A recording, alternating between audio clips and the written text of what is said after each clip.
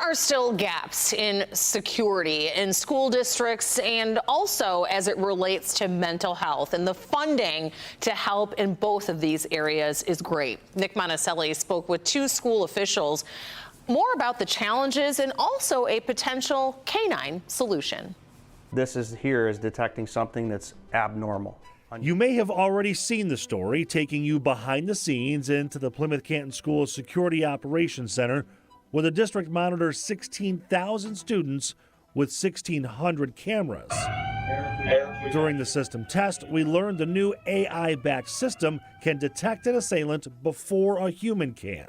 We had already alerted to this individual long before they walked through that door, but we wanted to also see how long an interior camera would take to alert on that person. It was instantaneous. That's as far as he got in, and we already had that alert. So a step in the door. A step into the door. Come on, feel. The major challenge, though, will always be fighting against bad intent, especially when there's a concealed weapon. You gonna say hi now? That's where the next layer of security comes in, named Echo. There you go. Good job. Who's a good boy? He's trained in firearms detection, sniffing for gunpowder or other elements connected to a weapon.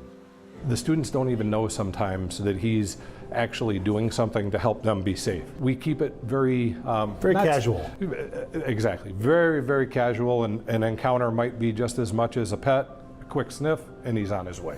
Quick sniff. A quick sniff, and he's on his way. Another layer of security? Superintendent Dr. Monica Merritt says it's tied to mental health. One of the challenges that we've seen with school shootings, unfortunately, is that as of late, many of the assailants have been students in their own schools, which I'm sure is something that you are terrified of. Absolutely. And you look at the concealed weapon, and that's something that nobody can detect.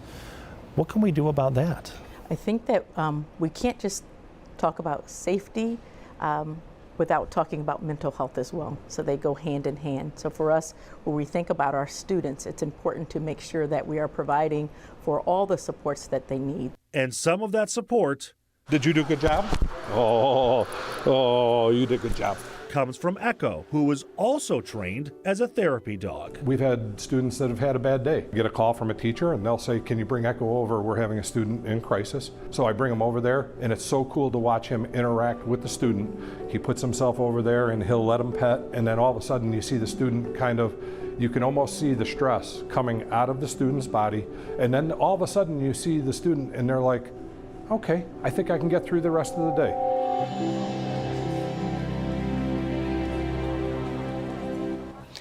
Of course, the challenge, in all of this is the cost. Now, the AI security system, that was actually part of a $1.9 million state grant, and officials are now trying to figure out the funding part of this and how other schools could get similar technology. There's much more on this on clickondetroit.com, that full story that Nick Monticelli did there in the Plymouth Canton Schools, with more on that AI technology, and also an interview he did to talk more about how more schools can add on more support.